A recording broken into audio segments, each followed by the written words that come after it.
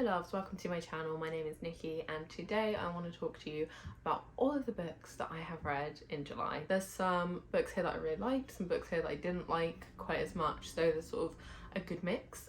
So without further ado, let's get into it. So the first book that I read this month was Oliver Twist. I have literally had this book for years and have been telling myself that I would read it for years, and every time I've tried to read it I couldn't get into it, I hated it, and I stopped reading it. I have to say the feeling is still quite similar towards this book, and the reason I really wanted to read this is because the Oliver musical, the film, is like one of my favourite films of all time. I love it. So I really wanted to read the book because obviously that's where it came from. But I did not enjoy this book at all. This feels kind of stupid to do with this book, but this is sort of what I kind of plan to do with all the books of the, you know, in case you don't know what this book's about. But in case you don't know what this book's about, Oliver is an orphan. He was born in a workhouse in Victorian London. He hasn't been treated very well. He's sort of been in quite an abusive situation his whole life. He never knew either of his parents. And the story is basically then about him sort of escaping the workhouse, trying to find a better life elsewhere, and sort of meeting various characters along the way, some of whom sort of really do genuinely want to help Oliver and are sort of, you know, very caring towards him, and some who are more sort of there wanting to sort of take advantage of his sort of naivety. So I appreciate most people will know what this is about, but just in case you don't, there you go. All in all, I rated this book 2 stars, which I feel like might be slightly controversial given that Charles Dickens, I do appreciate, is a renowned classic writer, but it's the style of this book was just really not for me, which is a shame because the concept of it and the actual sort of story of it is something that would be completely up my street. However, I think the problem I had with this book is that the main one really is that it does not need to be as long as it is. It was very rambly throughout that. I didn't feel like there was enough happening to justify it being that long, and not even like plot wise. I feel like we didn't get a lot of the characters really either, and this is something I've seen a lot of other people say about Charles Dickens, is especially the women in his, well, this is the only Charles Dickens book I've ever read, but I've seen a lot of other people say that the women in his books tend to be either that, you know, really sweet, feminine, caring mother type, or they're more of the, I suppose, especially in this kind of more like Nancy, I suppose, but even the ones who maybe aren't mothers, or, you know, who actually, if you looked at their character, they probably wouldn't want to be mothers, they still have that I must do everything to protect a child. That comes first, and I wasn't a fan of that. I think for that reason, it didn't feel like any of the female characters had any depth. To be honest, I didn't really feel like any of the male characters had any depth either. Oliver is incredibly annoying. It makes you not care about it as much, and like I personally didn't really care what ended up happening to him, but I mean, to be fair, I felt that way in the film as well. Again, all of the characters just felt very surface level. So you have 500 pages of waffling, not a lot of plot happening, not a lot of character development happening either, and it was just a struggle to get through, honestly.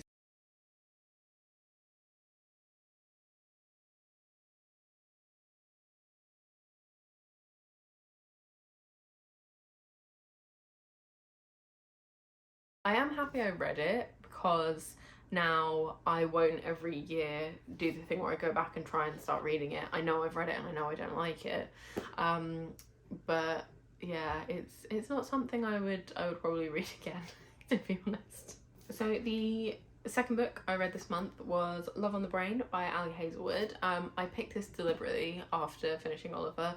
I needed something that was going to be easy to read, wouldn't take me too long to get through, quite lighthearted, and I knew this was going to be it. So Love on the Brain is a sort of classic I would say workplace rivals that sort of stemmed from academic rivals, I suppose. I guess. So this is also really testing my memory because I'm going to be honest, I don't really remember a lot of what happens in this book very well because I did read it very quickly. But it's sort of in that vein of they don't like each other, or they think they don't like each other, and sort of then it turns into a romance. I gave this book 4 stars. I did enjoy it more than I enjoyed The Love Hypothesis, and I think the main reason for that was because I found a lot of the characters in Love on the Brain more likable than I did in The Love Hypothesis. I remember when I was reading The Love Hypothesis, most of the time I was just annoyed at a lot of the characters. And I didn't feel like that as much with this. There were still points where I very much was like, for fuck's sake, like, why are you so stupid? With sort of the main character specifically. But it definitely didn't happen as much as it did with The Love Hypothesis. And sort of the friends and sort of other characters aside from sort of the main character and her love interest were much more bearable than they were in The Love Hypothesis.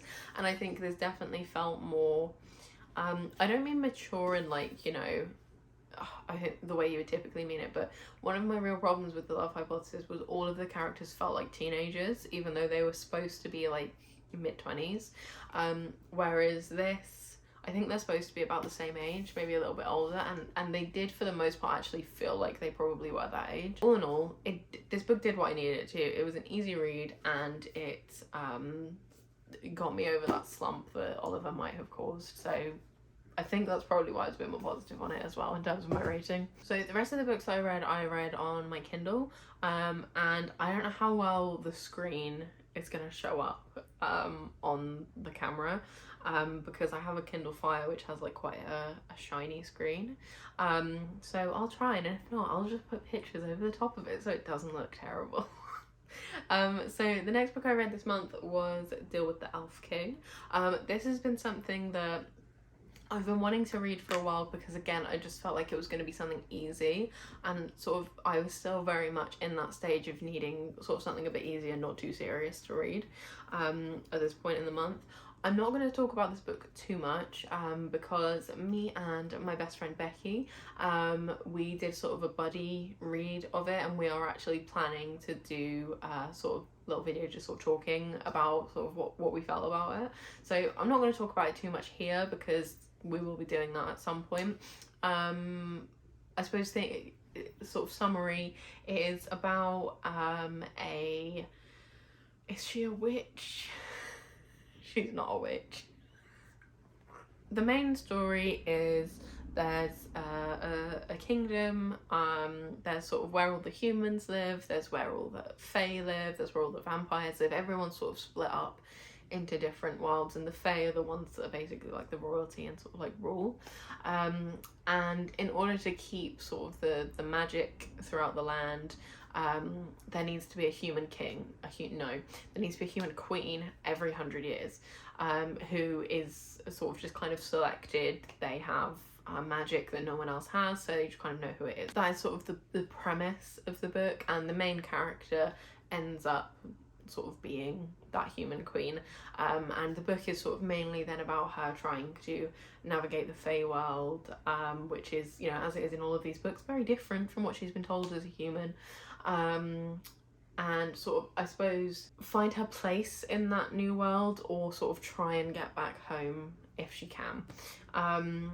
It's a standalone fantasy book, which is something that I was initially quite happy about, because I have a lot of series on my Kindle, or like the first book of the series, and it can feel quite overwhelming looking at this. There's 5 more books I have to read after this. That just feels like a big commitment.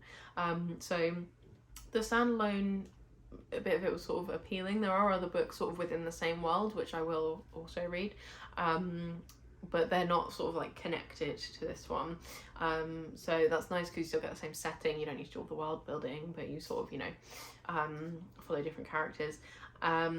but I do think it is very hard to have a good sort of standalone fantasy, especially one like this that I think it was like 300 pages. It wasn't very long. I can't remember if I've said why I rated it, but I rated it 3 stars. And yeah, I will talk about more why that was not words. I will sort of talk more, but I suppose, like I say, about that with Becky when we do that video. So I will, yeah, we're doing that in a few weeks, so keep an eye out for that, I guess.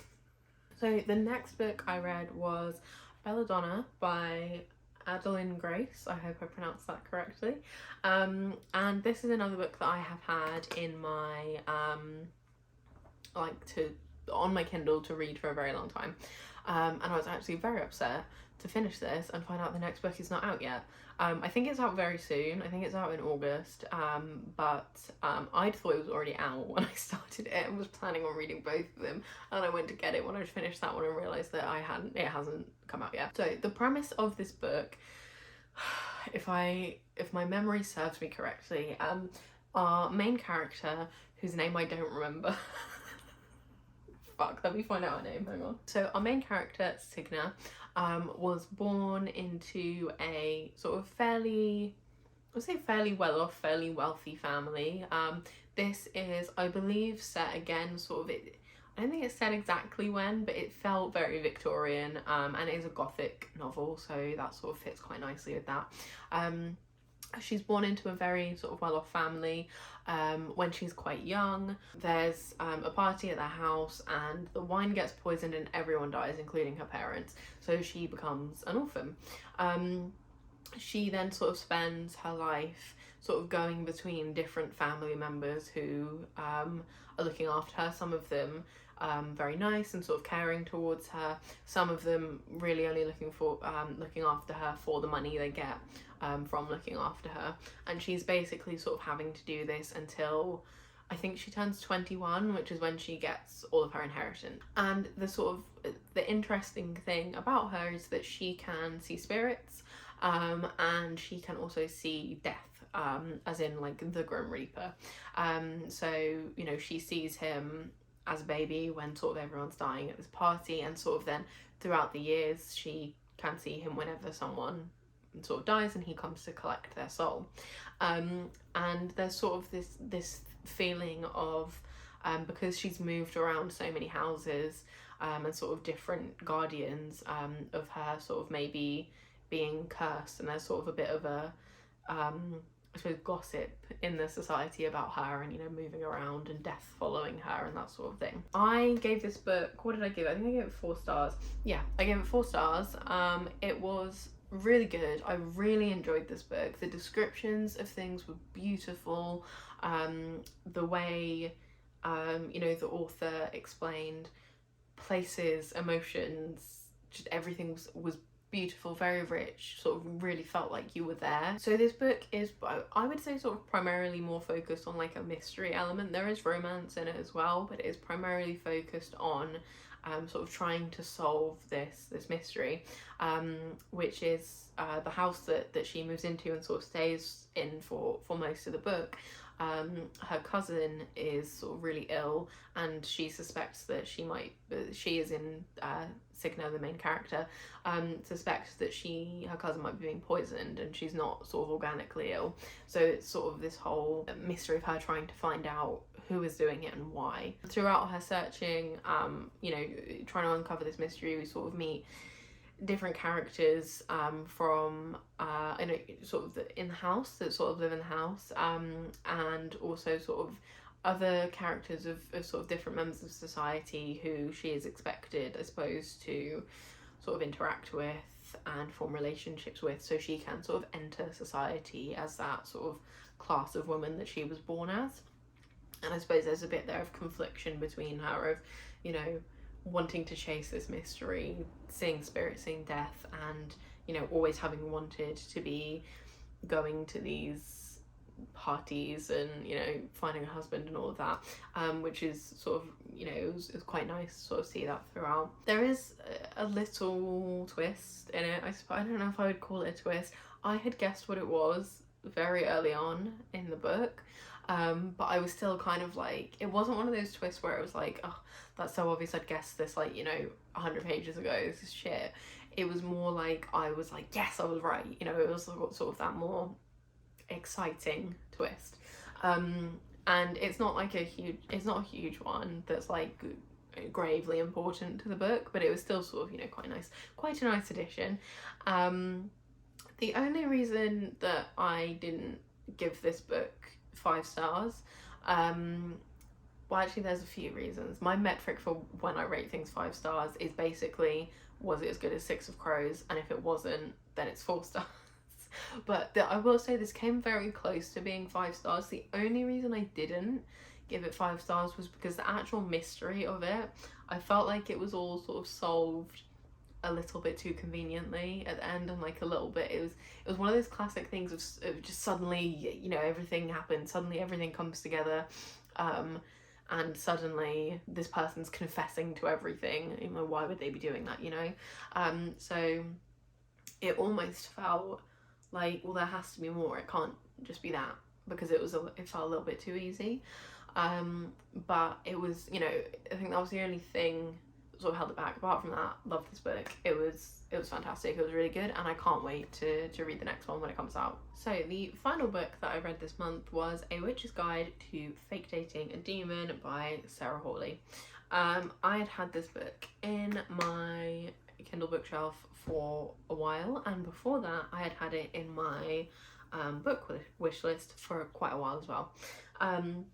This book is basically about a witch who comes from a long line of very successful witches and wizards, sort of very influential in the magic, I was going to say magic circle, but that's not what I mean at all. In the sort of, you know, the magical society, a sort of very influential family, sort of co-founded the town that the main character lives in. I can't remember the main character's name again. No, what was I saying? So yeah, she comes from this very influential sort of line. Her mother, sort of quite overbearing, very, very powerful, which sort of expects her, the main character, Mariel, I don't know how to pronounce her name, sorry, expects her to be sort of, you know, very powerful and live up to that family name. Mariel, however, is not that powerful, or she sort of is very powerful in certain types of magic, but not the kinds that her mum sort of really values. So there's sort of that conflict there in the relationship, and sort of a lot of self-esteem problems for Mariel throughout the book. And essentially in sort of trying to improve her magic, because her mother has said that she'll pay for her doctorate if she masters certain types of magic. While Mariel's trying to practice and sort of improve on this magic, she accidentally summons a demon, whose name I also don't remember. Oz. They call him Oz. That's his name. Essentially, if you watch Supernatural, he's a crossroads demon. He needs to make a deal with someone, take their soul, and that is it. However, he can't leave until she makes this deal, and obviously she summoned him by accident and doesn't want to make this deal, so he's just kind of stuck there. And the interesting thing about Oz is he is not like other demons. He's not like the other demons. So he has accidentally got himself a soul. So demons usually don't have souls. They still feel emotions, but they don't feel sort of the full intensity and range of emotions that humans feel. But in a deal that sort of went slightly wrong, Oz has accidentally got himself a soul, and now his sort of position as one of the best soul dealers, or whatever they're called, is sort of in jeopardy, and his mentor is not very happy with him. So they kind of sort of similar paths they're on. Mariel is trying to prove herself to her mother, and Oz is trying to prove himself to his mentor, who essentially raised him, so kind of like his father. But sort of both of them, I suppose, feeling quite trapped in that, but also not wanting to admit that, I suppose. So to be completely honest, the part about them fake dating kind of made sense, but it didn't really need to happen, and it wasn't really as big of a plot point as you'd think it would be given the name, but obviously that is there. It's quite lighthearted. There's sort of mystery. There's things going on in the town that they can't quite explain. There's some sort of, I suppose, political arguments there as well, a little bit. So there's a few different things going on. The focus is mainly on the romance. However, there is sort of, again, this sort of undercurrent of something is going wrong in this town and we need to figure out what it is, essentially. So I gave this book 3.5 stars. I think on Goodreads I gave it 4 stars because I was generous and rounded up. But I don't really know why I did that. Looking back, I think this feels more like a 3-star book, so I might actually go back and change my rating. 3 to 3.5. I don't think I'd give it 4. My reason for this is it was very easy to read. The characters were okay. You know, they weren't great, but they weren't awful. You know, they did infuriate me a little bit at times, but not quite as much as other, you know, sort of contemporary romances have. It was okay, the characters. I think, again, it was a bit similar to, what is it called? The book that I just talked about, Belladonna. Quite similar in that sort of just towards the end things very suddenly felt very easily solved. I think like it was like there was 10% left of the book and it was just like, okay, now we know what the problem is and we're solving it. So that almost felt a little bit rushed. But I suppose sort of the lead up to that was, there was enough there to keep it going. It didn't really feel like huge amounts were happening, or, you know, there wasn't really that focus on trying to solve what the mystery was. It was kind of just almost there in the background, and sort of then the characters would remember about it from time to time and be like, oh yeah, we should probably do something about that. It was an easy read, it's fine, but you know, you're probably not gonna read it again or think about it that much after. The main thing and this is the only thing I've written notes about, and I distinctly remember the night I read this, getting to this point in the book, because I literally I had to put the book down and I was like stomping around my house making a cup of tea, because we go through this whole journey with these characters, and this might, I'm not gonna like spoil huge amounts, but this might be a little bit spoilery, so if you want to read this book and you don't want to know the thing that made me really angry at 80% through the book, then skip to wherever I put here, and there won't be spoilers. But essentially we've gone through this whole journey with these characters, both of them kind of struggling a little bit with self-esteem, both of them really struggling with these expectations of others, and then sort of them finally sort of coming together, sort of starting to work on those things a little bit as well, sort of starting to sort of grow, and we see that character growth from them. And then there's a fucking miscommunication trope at 80% through it was one of those classic ones where, like, if you had just stopped to think about this or listen or try and talk for 2 minutes, this wouldn't have happened. However, you didn't. You've just taken what this other person said at face value and just gone, yeah, that must be the truth. And I do appreciate that what had happened sort of very much did play into Mariel's sort of self-doubts and lack of trust and all of that, so it kind of makes sense why she did just believe it straight away, but it still really bothered me, mainly because there was no need for it to happen, absolutely no need whatsoever. And yes, things do get sort of resolved then afterwards, but again, then that almost felt too easy. The thing she cares about most, which was her greenhouse, because she loves plants, has been burnt to the ground by a lightning strike that she assumes was Oz. She thinks Oz has just been trying to get a deal out of her for this entire time, and that he's causing the problems in the town that they've been trying to solve. Suddenly all of that goes away in like 2 seconds. It was just, it did feel very rushed. It felt unnecessary. It didn't need to happen. And actually, if a little bit more time had been focused on the mystery element, there probably would have been enough other plot that didn't need to happen. But it did. It made me genuinely so angry.